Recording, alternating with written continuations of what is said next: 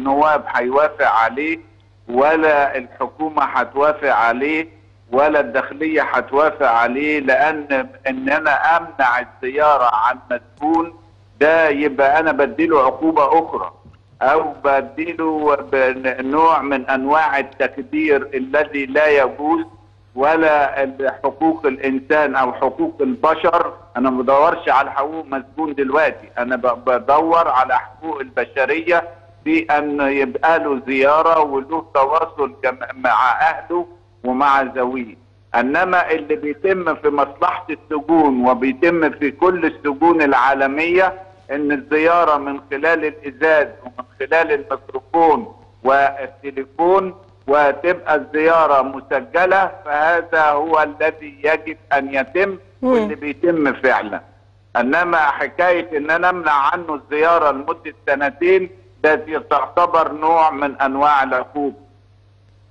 طب هو طلب ان هي يا فندم تبقى لمده سنتين، وبعد سنتين تبقى زياره عاديه؟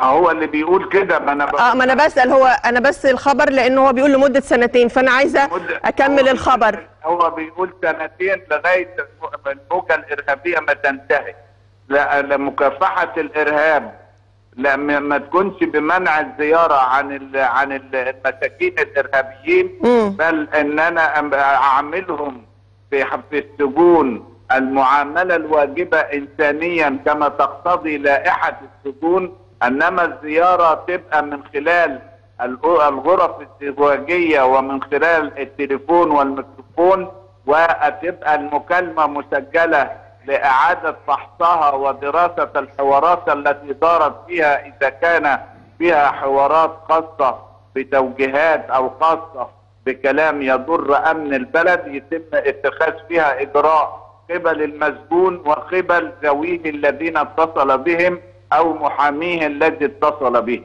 فده الوضع الطبيعي، وده الوضع اللي بتطبقه الدولة، والذي يتوافق مع حقوق الإنسان ويتوافق مع لائحة السجون المصرية المطبقة حسب لوائح السجون العالمية. هذا هو الذي يتم.